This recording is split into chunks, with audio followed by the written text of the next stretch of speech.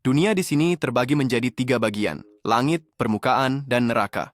Sudah 3 generasi sejak perdamaian dunia terganggu dan masuk ke dalam kekacauan. Karena ini, muncul 2 pejuang kuat, yang diwariskan dari generasi ke generasi dan berasal dari Yin Yang. Kita diperkenalkan kepada sepasang remaja yang terbangun dengan alarm dan berlari ke suatu tempat. Mereka terlambat untuk sensei mereka. Ternyata keduanya adalah pengumpul jiwa. Ketika seseorang meninggal di salah satu dari 3 dunia, rohnya tetap bebas dan yang bertanggung jawab untuk mengambil jiwanya adalah para pejuang Yin dan Yang, yang mungkin adalah 2 remaja ini. Ketika mereka menangkap jiwa, mereka harus menjadikannya teman dan menyegelnya. Masalahnya adalah sudah 1 bulan mereka tidak menyegel jiwa apapun. Itu membuat sensei mereka sangat marah. Mereka berangkat untuk misi mereka, yaitu menangkap seorang anak laki-laki yang menyebabkan masalah di sebuah kota. Mari kita pergi ke anak laki-laki yang memukul beberapa pemuda di jalan pada malam hari. Bola matanya hitam. 2 pahlawan kita muncul di depannya dan meskipun awalnya tampak tidak berbahaya, mereka berniat membunuhnya. Mereka tidak tampak terlalu khawatir atau terancam olehnya yang membuatnya marah. Anak itu menunjukkan sedikit kekuatannya. Pasangan pejuang mulai berbicara tentang rencana B. Anak itu mulai berduel dengan mereka, tetapi para pejuang berhasil menghindari pukulannya. Ketika anak itu yang kerasukan bertanya apa itu rencana B, mereka mengatakan bahwa itu adalah membuatnya lelah sampai dikalahkan. Anak itu menjadi semakin marah. Mereka berteleportasi dan anak itu mengejar mereka, menghancurkan tembok yang memisahkan mereka dengan tangannya sendiri. Mereka terkesan dengan kekuatannya, lalu mereka terbang menjauh. Dan dia tentu saja mengejar. Anak itu berubah menjadi kucing aneh yang kerasukan dan mulai berduel dengan mereka. Dia membuat Xiaopai, gadis dari pasangan itu, pingsan. Tiba-tiba, mereka dibela oleh gadis lain, yang mulai berduel dengan kucing itu dan mengalahkannya, dengan kekuatan api dari tangannya. Dia mengambil jiwa kucing itu, bukan mereka. Mereka diamati oleh seorang wanita misterius melalui monitor. Kita mengikuti sebuah kapal selam di dasar laut. Orang-orang yang mengoperasikannya mendeteksi sesuatu yang mengkhawatirkan, sesuatu yang berkaitan dengan memecahkan segel. Kita kembali ke pasangan saudara pahlawan kita, yang terlambat lagi untuk bertemu dengan sensei mereka. Dia marah dan memarahi mereka lagi. Dia bertanya kepada mereka tentang misi. Mereka merasa malu untuk menjawab, karena mereka gagal. Sebelum mereka bisa menjawab, datang seorang pria dengan telinga runcing dan rambut panjang beruban. Dia membela anak-anak itu dengan mengatakan bahwa dia juga melakukan hal yang sama pada usia mereka. Dia datang untuk memberitahu sensei sesuatu yang penting. Sensei meminta sekretarisnya memberikan misi lain kepada anak-anak sementara dia menerima pemuda itu, yang tidak lain adalah putranya. Pemuda itu hanya berkata bahwa segelnya telah pecah. Sensei menjadi sangat khawatir. Lalu kita beralih ke misi anak-anak, yang berhubungan dengan seorang pemuda pembuat manga, yang sendirian di kamarnya mengerjakan pekerjaannya. Mereka hanya mengamati anak itu. Seseorang mengetuk pintu apartemennya dan anak laki-laki itu menghentikan pekerjaannya untuk pergi membuka pintu. Itu seorang gadis, mungkin yang dia suka karena dia terlihat gugup. Dia datang dengan membawa hadiah untuknya. Entah kenapa, dia meninggalkan hadiah itu dan lari. Anak itu keluar rumah dan mereka mengikutinya. Pahlawan kita mengikuti anak itu sampai ke tempat tujuannya, yaitu sebuah perusahaan tempat dia bekerja menggambar manga. Pahlawan kita menghalangi jalan pemuda itu dan membuatnya menabraknya, berpura-pura menjadi anak jalanan yang sedang meminta sedekah. Dia berpura-pura tersinggung dengan uang receh yang diberikan anak itu, mengatakan bahwa dia ingin makanan. Kemudian dia memberikan sandwich kepadanya. Saat tiba di kantor bosnya, pemuda penggambar itu dimarahi olehnya. Menganalisis pekerjaannya, dia merasa bahwa gambar-gambarnya terlalu sederhana. Dia meminta dia untuk mengulang semuanya dan bahkan menambah jumlah halaman gambar dari 20 menjadi 200 untuk mengimbanginya. Dia menolak untuk mengulang gambar-gambar itu, jadi dia dipecat. Saat keluar dari sana, dia berpikir untuk bunuh diri, melompat dari atas gedung. Saat dia melompat, para pahlawan kita campur tangan, menyelamatkan pemuda itu, menciptakan medan energi yang meredam dampak jatuhnya. Tampaknya, misi mereka adalah menyebabkan kematian anak itu untuk bisa mengumpulkan jiwanya, tetapi mereka justru mencegah kematiannya dalam prosesnya, karena mereka sudah menyukainya. Dengan kata lain, sekali lagi, misi tidak tercapai. Dan itu bagus untuk pemuda desainer. Bahkan bosnya tiba-tiba muncul dengan sangat ramah, memuji anak itu berlebihan, mengatakan bahwa dia sangat berbakat dan sebagainya. Mungkin dia berubah karena melihat semua yang hampir dilakukan anak itu. Saudara-saudara pahlawan menjadi putus asa memikirkan apa yang akan dikatakan sensei mereka ketika mengetahuinya. Kita melihat sepasang saudara bersenang-senang dengan pertarungan antara dia dan robot yang tampaknya milik dia. Dia terlihat jelas mabuk dan dia menyarankan agar dia berhenti minum. Dia membela diri dengan mengatakan bahwa dia memiliki ketahanan terhadap minuman keras, berbeda dengannya. Dia mengatakan bahwa dia tidak melakukannya karena apa yang terjadi dan menyebut apa yang dia sebut sebagai insiden Dang Fuyan. Datanglah si wahir robot memanggil mereka dan mengatakan bahwa ia membawa kabar buruk. Ia mengatakan bahwa di tengah misi, para murid Raja Yama akan gagal total. Gadis itu bertanya dari kelas mana misi itu, dan robot menjawab bahwa itu adalah misi segel. Mereka tidak berhasil menahannya, dan salah satu dari mereka harus berkorban. Setelah itu, kita pergi ke si murid yang harus berkorban, yang tidak lain adalah pahlawan kita, Saudara Xiaopai. Dan ya, Besi Wotulafsin sampai saat ini. Dia terbangun di dimensi lain, tidak tahu di mana dia berada. Adiknya menangis, merasa bersalah karena saudaranya tersedot oleh segel. Anak laki-laki berambut putih lurus dan panjang, putra raja, yang sekarang kita tahu harusnya adalah Raja Yama, mengatakan bahwa mereka hanya perlu melakukan apa yang diminta kepada mereka, yaitu kembali. Xiaopai mengatakan bahwa saudaranya menempatkannya dalam kapsul untuk melindunginya dan mencoba menghadapi monster sendirian. Sementara itu, di dimensi lain, saudaranya melihat bayangannya muncul di depannya, seolah-olah itu adalah mimpi atau fata morgana, menegurnya karena telah meninggalkannya di air. Dia berlari ke arahnya dengan putus asa, mengatakan bahwa dia melakukan itu untuk melindunginya. Saat mendekatinya dan menyentuhnya, sosoknya mulai menghilang. Kemudian, dia mendengar beberapa siulan dan mencoba menuju ke tempat asal suara itu. Dia menemukan sebuah patung besar. Di atasnya ada seorang pemuda, yang adalah orang yang sedang bersiul. Pahlawan kita mengenalinya sebagai seseorang bernama Xiao Meiyan. Anak laki-laki itu mengatakan bahwa dia tidak bisa membiarkan pahlawan kita pergi dari sana. Di dimensi tempat Xiaopai berada, sebuah sinar cahaya raksasa muncul dari danau di dekat mereka. Putra Raja memerintahkan untuk mengerahkan pasukannya. Tiba-tiba, dari dalam pancaran cahaya, keluar seekor binatang buas raksasa dengan mata hijau bercahaya, sesuatu yang mirip dengan janggut raksasa dan dua taring besar seperti gading gajah. Dia mengatakan bahwa dia bebas. Sementara itu, di dimensi lain, pahlawan kita ingin memahami di mana dia berada dan siapa anak laki-laki misterius itu. Pahlawan kita bertanya kepadanya, Xiao Meiyan, tentang waktu dia berada di sana. Xiao Meiyan melompat dari atas patung dan mulai memanipulasi rantai yang muncul entah dari mana dan menarik pahlawan kita ke sana kemari. Xiao Meiyan mengatakan bahwa pahlawan kita harus merasakan hal yang sama seperti yang dia rasakan saat bertarung dengan orang-orang tua itu, siapapun yang dia maksud. Akhirnya, Xiao Meiyan menjelaskan bahwa dia sudah berada di sana selama bertahun-tahun dan bahwa dia ada di sana karena beberapa pria menahannya di sana, hanya karena dia tidak ingin berada di bawah perintah mereka. Dan yang mengejutkan, dia mengatakan bahwa pahlawan kita adalah salah satu dari mereka. Sementara itu, di dunia nyata, makhluk besar mencoba membunuh Daoren, prajurit berambut putih panjang, dengan cara menghancurkannya dengan tangan raksasanya. Dia merespons dengan meluncurkan ludah kuat yang menembus tubuh raksasa itu, membuatnya larut setelahnya. Sekutunya dan Xiaopai terkejut dengan kekuatannya. Daoren memperingatkan tentang kemunculan monster baru, karena setiap kali portal terbuka, mereka mulai datang. Pahlawan kita di dimensi segel berhasil memanggil pedangnya dan mematahkan rantai yang mengikatnya. Xiao Meiyan kemudian mengundang makhluk yang merupakan peliharaannya, melawan siapa pahlawan kita harus bertarung. Daoren mengejar pahlawan kita di dimensi lain, sementara itu, pahlawan kita melawan energi jahat yang diciptakan oleh Xiao Meiyan. Dia memuji pahlawan kita, mengatakan bahwa dia pikir pahlawan kita tidak akan bisa menghadapi tantangannya. Pahlawan kita menjelaskan bahwa tentu saja bisa, karena dia adalah seorang pejuang hitam. Xiao Meiyan mulai tertawa terbahak-bahak. Meskipun begitu, dia melihat bahwa pahlawan kita bertahan dari 3 hukumannya. Dia melemparkan berbagai energi gelap ke arah pahlawan kita dan dia berhasil bertahan dari semuanya. Kemudian energi-energi itu mulai berkembang dan melilit tubuh sang pahlawan. Energi itu masuk ke dalam tubuh pahlawan kita. Dia berteriak. Xiao Meiyan melihat pahlawan kita menerima energi dan menunggu untuk melihat bagaimana dia akan berubah menjadi apapun itu. Pahlawan kita memiliki ekspresi serius dan mengatakan bahwa tubuhnya berbeda.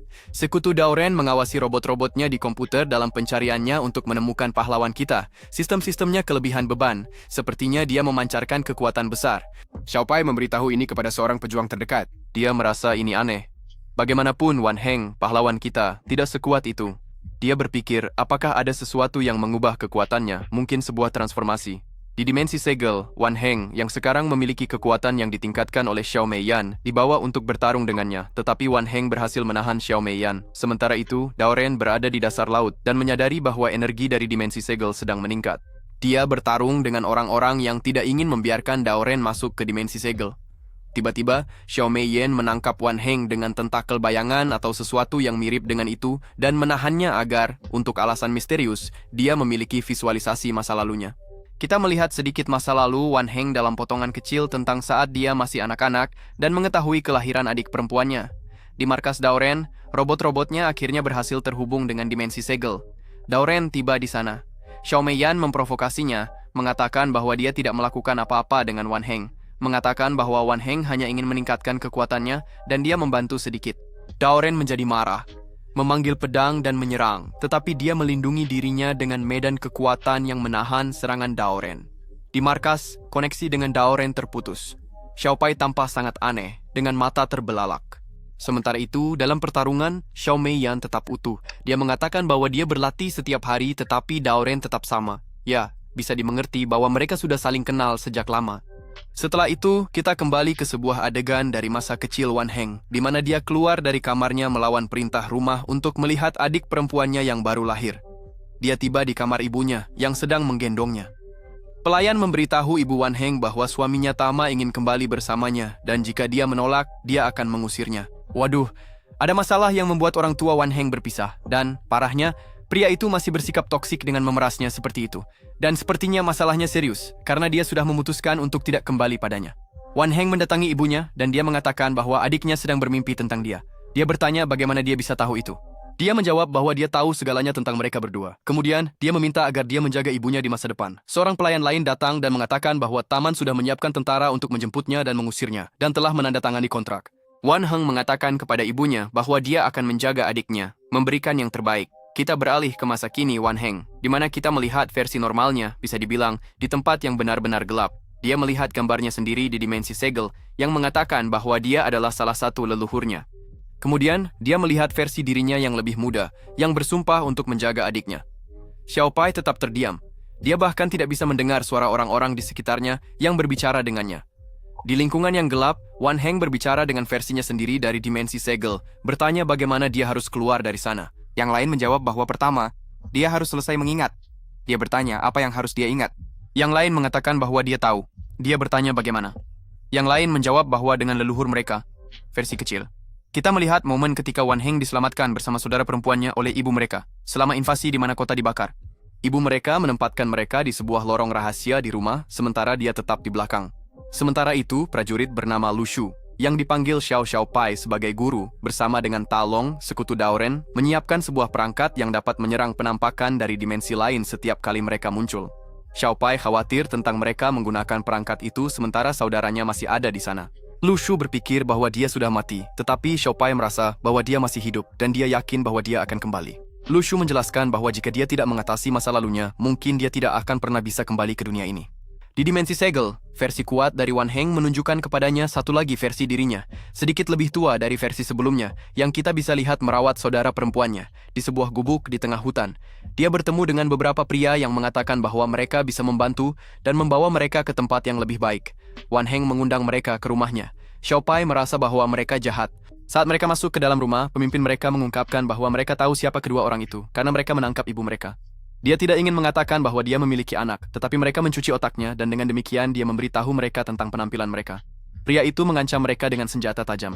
Xiaopai tiba-tiba memukul saudaranya sendiri dan dia pingsan. Tubuhnya dikelilingi oleh energi ungu dan orang-orang itu ketakutan padanya. Dia mengatakan bahwa dia berlatih hanya untuk ini. Kami hanya mendengar teriakan orang-orang dari luar rumah. Kita beralih ke kenangan masa kecil Wan Heng, di mana dia tinggal di sebuah gubuk bersama saudara perempuannya, mungkin yang sama dengan yang mereka tempati di adegan sebelumnya, meskipun kita belum melihat bagaimana kejadian-kejadian itu berakhir. Wan Heng merasa lapar dan pergi mencari makanan. Dia kembali dengan sebuah telur untuk saudara perempuannya, yang telah dia simpan untuknya. Dia tidak mau mengatakan bahwa dia sudah bosan dengan telur dan meminta agar dia mendapatkan sesuatu yang lain untuk mereka. Dia pergi mencari lebih banyak makanan. Dia mengatakan bahwa dia mendengar ada makanan gratis di salah satu toko di kota. Ketika dia keluar rumah, Xiaopai tampak pingsan. Muncul roh seorang wanita yang sedang merasukinya. Dia dikunjungi oleh sepasang roh lain yang menanyakan apa yang bisa dia katakan tentang gadis itu. Roh wanita hanya mengatakan bahwa gadis itu adalah seorang penyintas. Pasangan roh itu mengatakan bahwa mereka harus menyerahkannya kepada para tentara. Ketika Wan Heng sedang kembali ke rumah, dia menyadari bahwa saudara perempuannya telah ditangkap karena penduduk sedang menyaksikan eksekusi publik dan yang dieksekusi adalah saudara perempuannya. Dia melihat saudara perempuannya dieksekusi dengan tali diikatkan pada anggota tubuh dan lehernya, masing-masing tali ditarik oleh kuda. Wan Heng terkejut dan meminta maaf secara anumerta kepada saudara perempuannya sambil memegang kepalanya yang terpenggal. Merasa sangat frustrasi karena tidak mampu melindunginya. Kami melihat sebuah kota di mana, di sebuah tangga publik yang besar, seorang pemuda dan sebuah robot berlari menuju suatu tempat.